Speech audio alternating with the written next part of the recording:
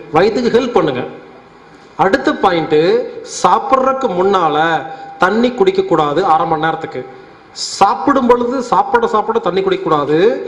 சாப்பிட்டு முடிச்சுன்னா தண்ணி குடிக்கக்கூடாது. சாப்பிட்டு முடிச்சு ஒரு 1/2 மணி நேரத்துக்கு தண்ணி குடிக்கக்கூடாது.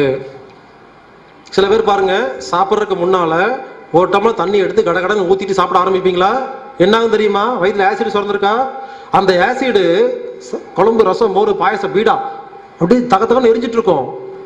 அந்த கஷ்டப்பட்டு சுரந்த ஆசிட்ல சர்வ சாதாரணமா ஓட்டமா தண்ணி எடுத்து ஊத்துனா ஆசிட் அவிச்சு போயிருமா? இந்த ஆசிட் அவிச்சிட்டு அதுக்கப்புறம் என்னதான் ஆர்கானிக் மெட்டீரியல் சாப்பிட்டாலும், ஃப்ரூட் சாப்பிட்டாலும் எப்படி ஜீரணமாகும்? வாயில் நடக்கும் ஜீரணத்துக்கு காற்று எதிரி, வயிற்றில் நடக்கும் ஜீரணத்துக்கு தண்ணி எதிரி. அப்போ சாப்பிட்றதுனால தண்ணி குடிக்கக்கூடாது.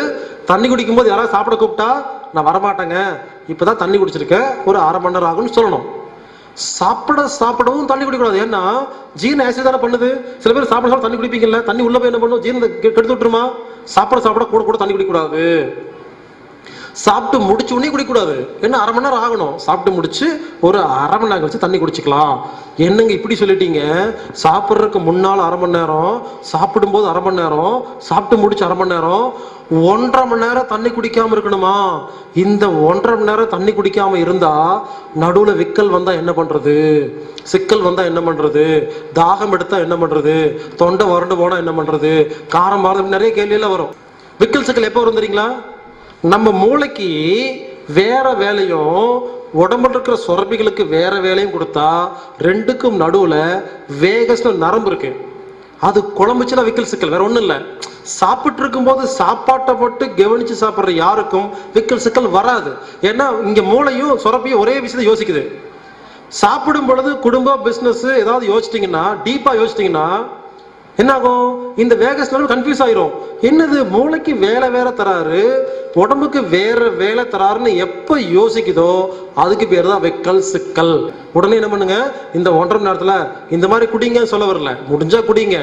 இந்த மாதிரி குடிக்க முடியாதவங்க இந்த சயின்ஸை புரிஞ்சுக்கிட்டு அளவு கம்மியா குடிச்சுக்குங்க. இந்த 1.5 மணி நேரத்துல குடிக்கிற தண்ணி வயிற்றுல மட்டும் விழக்கூடாது, வாய் தொண்டை நினைச்சுக்கலாம். அதே மாதிரி சாப்பிட தண்ணி குடிக்கக்கூடாது. சாப்பிட்டு முடிச்சுன்னே குடிக்கக்கூடாது. கொஞ்சமா இந்த மாதிரி 3 தடவை கொஞ்சமா குடிச்சுக்கலாம். ஒரு காட்டம்ல கொடுத்து வாய்க்க பிடிச்சி உள்ள முழிக்கிறீங்க, வேலை முடிஞ்சது.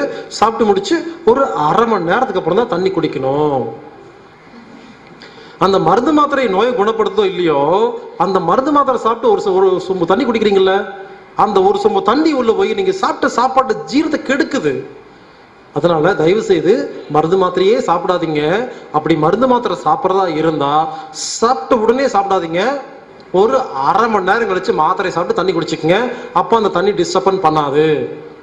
இல்லைங்க, நான் சாப்பிடும் பொழுதுதாங்க மாத்திரை சாப்பிடுவேன்னு யாராவது அடம் பிடிச்சிங்கன்னா ஒரு சிம்பிள் டெக்னிக் இருக்கு. குழம்பு சாப்பாடு பிணையிறீங்கல்ல, பிணையும் பொழுது அதுலேயே மாத்திரை போட்டு பிணைஞ்சு சாப்பிட்டா தண்ணி தாகம் எடுக்காது, தேவைப்படாது. செஞ்சு பாருங்க, ஆச்சரியமா. இவ்வளவுதாங்க. இந்த மாதிரி எல்லாம் சாப்பிட்டா சாப்பிட்ற சாப்பாடு நல்ல ரத்தமா மாறுது. ஆச்சரியமா இருக்குல்ல? ஓ, இந்த மாதிரிலாம் சாப்பிடணுமான்னு அடுத்து சொல்ல போறேன். எப்படி எல்லாம் சாப்பிட்டா ரத்தமா மாறாது அதான் பண்ணிட்டு இருப்போம். முதல் பாயிண்ட், சாப்பிடும் பொழுது டிவி பார்த்துட்டு சாப்பிட்டா ரத்தமா மாறாது. வந்த அத்தனை பேருமே அவுட் இந்த பாயிண்ட்ல. ஏன்னா எல்லாரும் டிவி பார்த்துட்டு சாப்பிட்றோம். இப்ப எல்லாருமே சீரியல் பைத்தியம். அது ஆம்பளை போல வித்தியாசமே இல்லை. அப்போ இந்த மாதிரி உட்கார்ந்து பார்த்துட்டு ஊன்னு அழுதுட்டு கண்ணில் தண்ணியோட சாப்பிட்டா என்ன ஆகும்? கண்ணீர் சுரப்பி சுரக்கும் பொழுது ஜீரண சுரப்பி சுரக்காது. அதாவது நம்ம மைண்டு எந்த மாதிரி உணர்ச்சியில் இருக்கோ அதுக்கான சுரப்பி தான் உடம்புல சுரக்கும். இந்த மாதிரி டிவி பார்த்துட்டு ஏன் சாப்பிடக்கூடாதுன்னா, நம்ம டிவியில மைண்டு போயிருது, ஜீரண சுரப்பி சுரக்கிறது இல்லை. அதனால தயவு செய்து டிவி பார்த்துட்டு சாப்பிடாதீங்க. அடுத்த பாயிண்ட், புக்கு படிச்சு சாப்பிடக்கூடாது. சில பேர் பாருங்க, புக்கு படிச்சு சாப்பிடுவாங்க. சீரியஸா புக்கு படிச்சு சாப்பிட்டுருப்பாங்க. கதையில புக்கிலேயே கவனம் இருக்கும். திடீர்னு தட்டை பார்ப்பாங்க, என்ன இட்லியை காணோம் அப்படிம்பாங்க. அந்த அம்மா வந்து சொல்லுவாங்க, அது இட்லி இல்லை சப்பாத்திம்பாங்க. நான் சொல்லிட்டா கருமா, புக்கு படிச்சுட்டு சாப்பிட்டீங்கல்ல அதுதான் கருமா. முதல்ல இன்னைக்கு பண்ண கருமாவை சரி பண்ணுங்க. டீ பார்த்துட்டு சாப்பிட்டா கருமா, உதட்டம் பிரிச்சு சாப்பிட்டா கருமா, தண்ணி குடிச்சா கருமா. இப்படி இன்னைக்கு செய்ய வேண்டிய கர்மாவையே இன்னும் சரி பண்ணாம பூர்வ ஜென்ம கர்மால பார்த்தா எவ்வளவு இருக்கும். அதனால ஒன்றும் இல்லைங்க, இன்னைக்கு நாம செய்யற தப்பான பழக்கவழக்கம் தான் கர்மான்னு பேரு. அதை சரி பண்ணிட்டா கர்மாலாம் சரியா போயிடும். கடைசியா 2 பாயிண்ட். சாப்பாட்டுல நிறைய பாயிண்ட் இருக்கு, இருந்தாலும் நீங்க சாப்பிட போறதுனால இம்பார்ட்டன்ட் சில விஷயத்த சொல்லிட்டு சாப்பிட போறோம். வந்துட்டு மற்ற சாப்பாட்டு பாயிண்ட்லாம் பார்க்கலாம். கடைசி 2 பாயிண்ட். எதெல்லாம் சாப்பிடலாம், எதெல்லாம் சாப்பிடக்கூடாது. பெரிய லிஸ்ட், ஸ்பீடா சொல்லுவேன், முடிஞ்சா நோட் பண்ணிக்கோங்க. எதெல்லாம் சாப்பிடலாம், எதெல்லாம் சாப்பிடக்கூடாது. எது வேணா சாப்பிடலாம், முடிஞ்சு போச்சு. அதாவது எப்படி சாப்பிடணும்னு தெரியாதவங்களுக்கு தான் எதை சாப்பிடலாம்னு யோசிக்க. எப்படி சாப்பிடணும் தெரிஞ்சு போச்சா? ஒரு பொருளை ஒழுங்கா சாப்பிட எப்படி தெரிஞ்சு போச்சுன்னா எதை சாப்பிட்டா நல்ல பொருளா மாறுமா? வேலை முடிஞ்சதில்ல. அதனால நம்ம தெரப்பியில இதை சாப்பிடுங்க அதை சாப்பிட லிஸ்ட்லாம் கிடையாது. என்ன வேணா சாப்பிடலாம். உணவுல எப்படி சாப்பிடணுங்கிறதா டெக்னிக். ஒரு உருளைக்கிழங்கு வாயில போட்டா நல்லா மென்னு எச்சில் கலந்து சுவையை ரசிச்சு கூழ் மாதிரி பண்ணி உள்ள முழுங்குனா இனிமேல் ஒவ்வொரு பொருளும் வாய்க்கு மட்டும்தான் பேர் தெரியணும். வாயிலிருந்து வயிற்றுக்குள்ள போனா வயிறு சண்டை போடணும். எழுதியுமா சண்டை போடணும்? ஹலோ என்ன சாப்பிட்டீங்கன்னு கேட்கணும். உங்க வயிறு வாயிலேயே ஜீரண வேலையை முடிச்சு அந்த உருளைக்கிழங்கு அப்படிங்கிற தன்மையை மாத்தி கார்போஹைட்ரேட் புரோட்டீன் மாத்தி மூலக்கூறா மாத்தி உள்ள அனுப்பிச்சா இந்த வயிற்றுக்கு அது உருளைக்கிழங்கா கருக்கலாம் எப்படி தெரியும்? ஜீரணம் பண்ணிட்டு போயிருமா? வயிற்றுக்கு நீங்க சாப்பிட்ட பொருள் என்னன்னு தெரியாத அளவுக்கு வாயில மென்னா எதை வேணாலும் சாப்பிடலாம், ஒண்ணும் ஆகாது. எதை சாப்பிட முக்கியம் இல்லை, எப்படி சாப்பிடணுங்கிறதா முதல்ல முக்கியமானது. அதுக்கப்புறம் தான் எதை சாப்பிடணும்னு யோசிக்கணும்.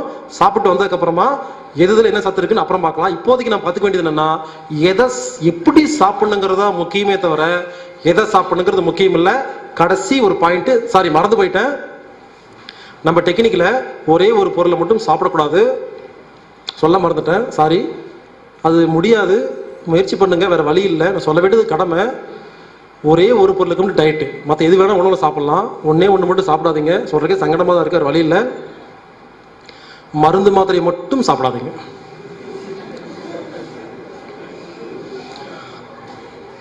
கடைசி பாயிண்ட், எவ்வளவு சாப்பிடணும். டயட்டு பசி எடுத்தா சாப்பிடணும், மனசுக்கு பிடிச்ச மாதிரி சாப்பிடணும். டயட் முடிஞ்சு போச்சு, அவ்வளவுதான். என்ன டயட் உங்களுக்கு வேண்டியது இருக்கு? பசி எடுத்தா சாப்பிடுங்க, மனசு பிடிச்சா சாப்பிடுங்க. என்ன அளவு வேணும் உனக்கு?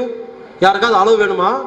ஒரு டெக்னிக் சொல்லித்தரேன். உங்க வீட்டு நாய் வளர்த்துவீங்கல்ல, ஒன்று பண்ணுங்க. இன்னைக்கு போயிட்டு உங்க வீட்டு நாய்க்கு ஒரு கப்பு சாப்பாடு போடுங்க. சாப்பிட்டு வாலாட்டிட்டு நிற்கும். 2வது கப்பு சாப்பாடு போடுங்க, சாப்பிடுமா?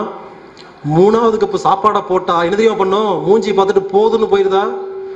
ஒரு நாய்க்கு தெரியுது எவ்வளவு திங்கணும்னு. நமக்கு டைட்டிஷன் வேணுமாமா? டைட்டிஷன். ஒழுங்கா சோத்தை பார்த்து சாப்பிட்டா அளவு தெரியும். அது செல்போன் காதில் வச்சுக்கிட்டு டிவி பார்த்துட்டு சொல்லு இப்பதான் வந்த வீட்டுக்கு பேசிட்டு இருந்தா என்ன ஆகும்? அளவு தெரியாம சாப்பிட்டு இருக்கிறோம். உண்மையிலேயே 10 இட்லி சாப்பிட்டு நோயோட சுத்துறதை விட 4 இட்லி சாப்பிட்டா 4வது இட்லி, அதாவது உணவை ரசிச்சு ருச்சு மெதுவா சாப்பிட்டா 4வது இட்லி சாப்பிட்டா 5வது இட்லி திகட்டும், சாப்பிட முடியாது. நம்ம கவனிக்குது. அதாவது இன்னொரு விஷயம் சொல்றேங்க, இது ரொம்ப முக்கியமான விஷயம், எல்லாத்துக்கும் அப்ளை பண்ணிக்கலாம். முடிஞ்சவங்க புரிஞ்சுக்குங்க. எந்த விஷயத்தை ரசிச்சு ருசிச்சு அனுபவிக்கிறீங்களோ அது திகட்டிரும், பிடிக்காம போயிடும். எந்த விஷயத்துக்கு பின்னால ஓடுறோமோ இன்னும் ரசிக்கல ருசிக்கல அனுபவிக்கல அர்த்தம், அவ்வளவுதாங்க. அப்ப சாப்பாட்டை ரசிச்சு ருச்சி அனுபவிச்சா ஒரு பொங்கல் சாப்பிட்டா அடுத்த ஆனியன் ரோஸ்ட் வாங்க தோணாது.